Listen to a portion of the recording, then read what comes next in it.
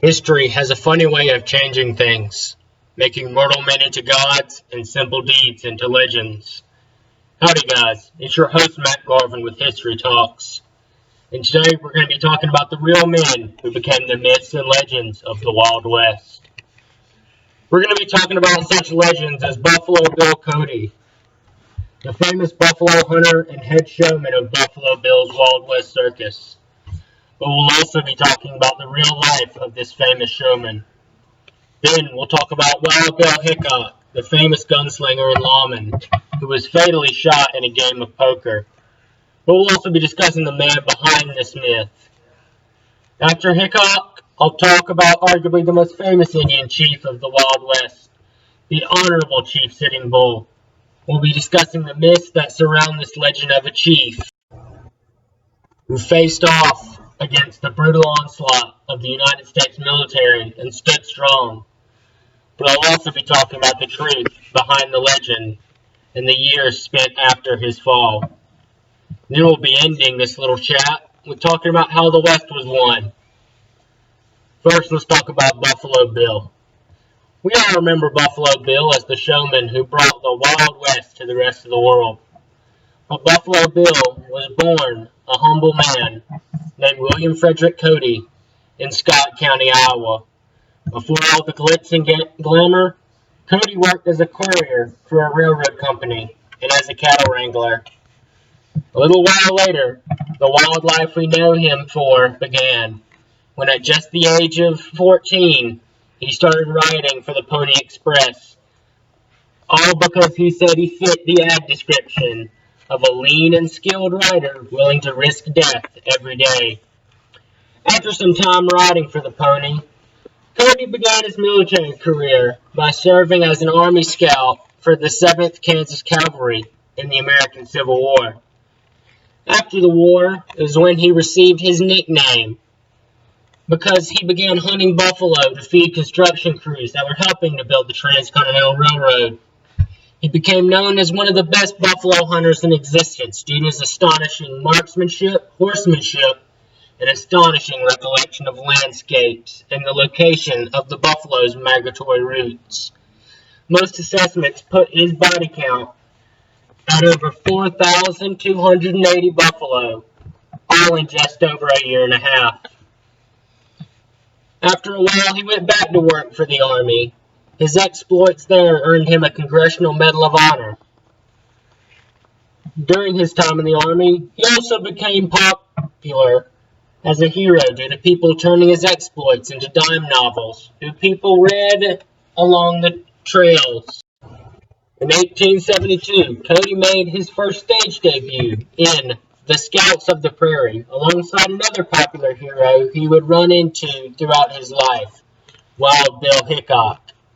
The group traveled together for 10 years, but after those 10 years, Buffalo Bill decided to found the traveling show for which he is known, Buffalo Bill's Wild West, which toured for 3 decades in the United States, and then later in Europe, performing for the Queen of England herself, Queen Victoria.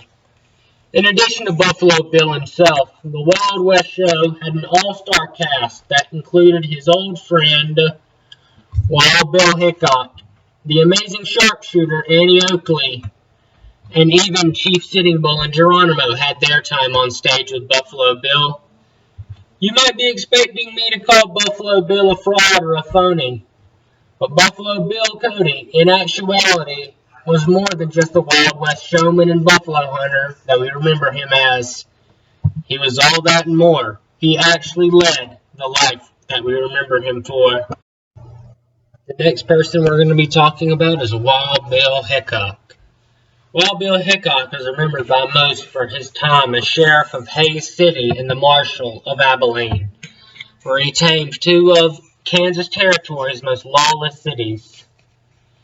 James Butler Hickok was born on May 27, 1837, in Troy Grove, Illinois, and he knew how to handle a gun, even from an early age. He was chosen for his first of many law enforcement jobs as the chief police officer for Monticello Township in Johns County, Kansas. For the next several years, Hickok had many jobs. He was a stagecoach driver for a time. During the Civil War, he was a spy for the Union Army. His first major shootout was in July 1861 in what would become known as the McCandless Massacre of Rock Creek, Nebraska. Hickok, who was just a stable worker at the time, killed all three of the men who came and tried to take and rob, despite being seriously injured in the process. This story quickly became fodder for the newspapers and magazines. Newspapers claimed that Hickok had killed 10 men. Overall, Hickok would only kill a little over 100 men in his lifetime, far from what you always would imagine him to be. Wild Bill Hickok's legend only grew further when other stories surfaced about his fighting prowess. One story claimed that he killed a bear with his bare hands and a hunting knife, and another told the story of how Hickok fired 6 shots in the middle of an O the size of a human heart, without even using the sight of his pistol from 50 yards away. Later, Hickok moved to Kansas, where he was appointed to his well-known Hays City sheriff position, and later to the position of the Marshal of Abilene. Both cities had become outposts for lawless men before Hickok came along and turned things around. Everything was going well for Hickok, so it's only natural that his life took a sudden turn for the worse. In 1871, Hickok was in a shootout with a saloon owner named Phil Coe. In the shooting, Hickok saw someone move towards him and responded with 2 shots before identifying who this supposed assailant was. He ended up fatally killing his own sheriff's deputy, Mike Williams. This would haunt Hickok for the rest of his life.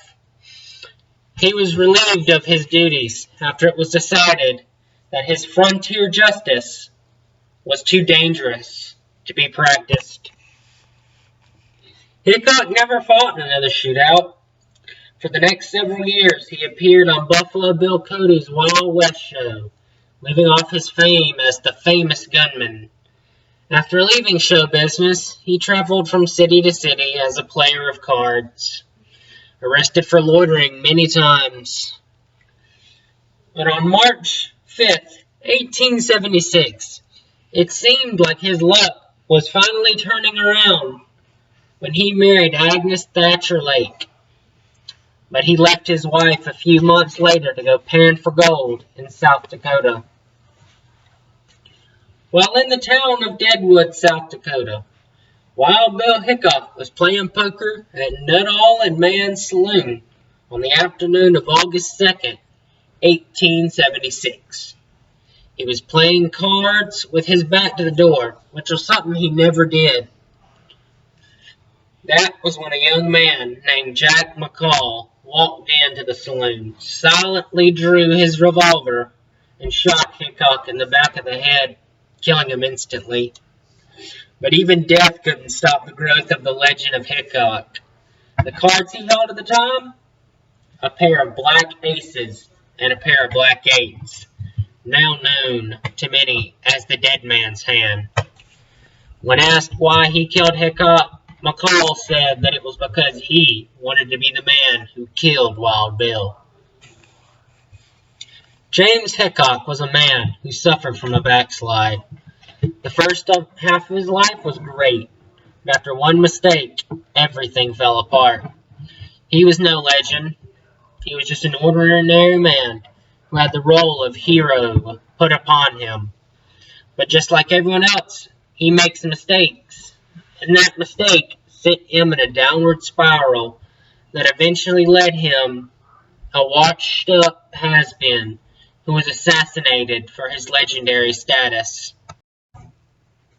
The next guy we're going to talk about is Chief Sitting Bull.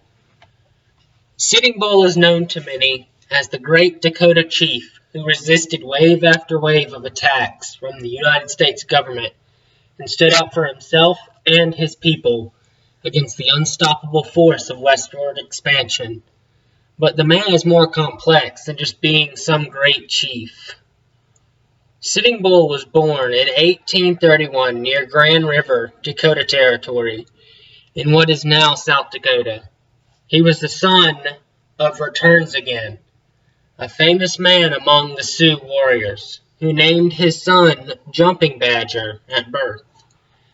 The boy killed his first buffalo at 10, and at 14 he joined his father and uncle in a raid on a raven camp. After the raid, he was renamed the Sitting Bull due to the bravery he displayed on the battlefield. Sitting Bull had his first encounter with the U.S. Army in June of 1863, when the Army followed the Santee Sioux in retaliation for the Minnesota Uprising, when federal agents withheld food from Sioux living on the reservations along the Dakota and Minnesota River.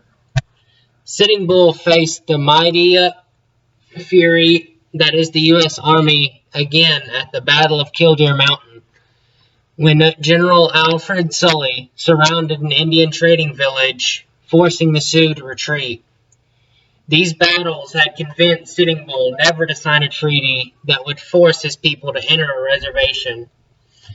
Sitting Bull's anti-treaty stance won him a large following, and in 1869 he became the first person to hold the title of Supreme Leader of the autonomous Lakota Sioux gangs, which included members of the Arapaho and Cheyenne tribes joining the movement as well. The relative peace that came with the Fort Laramie Treaty, which granted the Sioux a great expanse of land out west, was short-lived. When in 1874 gold was discovered in the Black Hills, which was a sacred site for the Sioux, and was well within the boundaries of the Great Sioux Reservation, fortune-seeking white settlers rushed to claim the land as their own. The United States government annulled the treaty, requiring all Sioux to move to a new reservation well within their old reservation lines by January 31st, 1876, or they would be considered enemies of the United States. Sitting Bull was expected to move his village 240 miles in the cold. Today, that might not seem like much, but you have to remember that they did this on foot or by pack mule. Sitting Bull refused to back down. He gathered a force that included the Arapaho, Cheyenne, and of course the Sioux to confront and defeat General George Crook in the Battle of the Rosebud. From there, his Native American army moved on to the Little Bighorn River, where it will position itself and go down in history. It was on the Little Bighorn River that Sitting Bull, who at the time was considered a revered leader and holy man, participated in the Sundance ceremony, where he danced for 36 hours straight before he fell into a trance. When he woke up, he detailed to everyone that he had a vision of American soldiers falling like grasshoppers from the sky, which he believed was an omen that the American military would be defeated. And then on June 23rd, General George Custer led 600 American soldiers into that valley. Sitting Bull made sure the tribe's women and children were safe, while Chief Crazy Horse, one of his friends, and fellow war party leaders, led more than 3,000 Native Americans to victory at the Battle of Little Bighorn, overwhelming Custer's smaller force. Custer and each and every one of his men were slaughtered in what would become known as the last stand of George Custer. In the aftermath of the Battle of the Little Bighorn, the United States government redoubled its effort to hunt down these Sioux who dared to challenge them. With food and resources running low, Sitting Bull surrendered to United States Army on July 20th, 1881, in exchange for an amnesty for his people. He was a prisoner of war for 2 years before being transferred to Standing Rock. Sitting Bull was occasionally allowed to travel outside of his reservation, and on one of these trips he befriended Annie Oakley, whom he called Little Sure Shot, after he saw her perform with Buffalo Bill in St. Paul, Minnesota. A year later from seeing that performance, Sitting Bull decided that he would join Oakley to perform. He participated in the show's opening act, signed autographs, and he even got to meet President Grover Cleveland. Wonder how that conversation went. He left the show in October and never returned. The ghost dance movement was all the rage on the Standing Rock Reservation.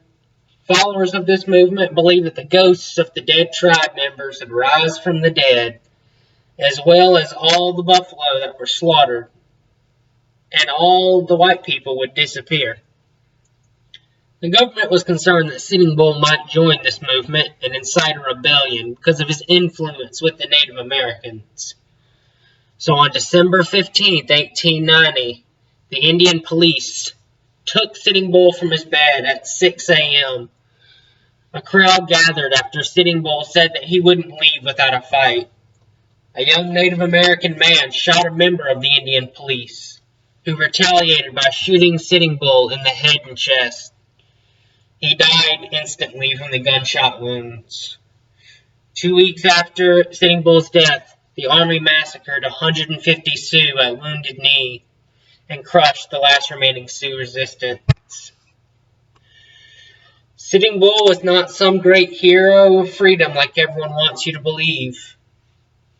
Just like Wild Bill, he was just a man who stood up for what was right and had the role of icon and legend put upon him. Difference is, Sitting Bull kept his pride and dignity and did not give up when times got tough. Next, let's talk about how the West was won.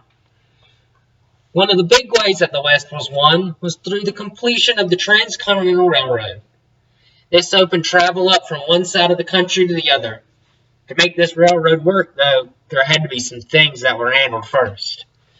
One of those things was the eradication of the buffalo.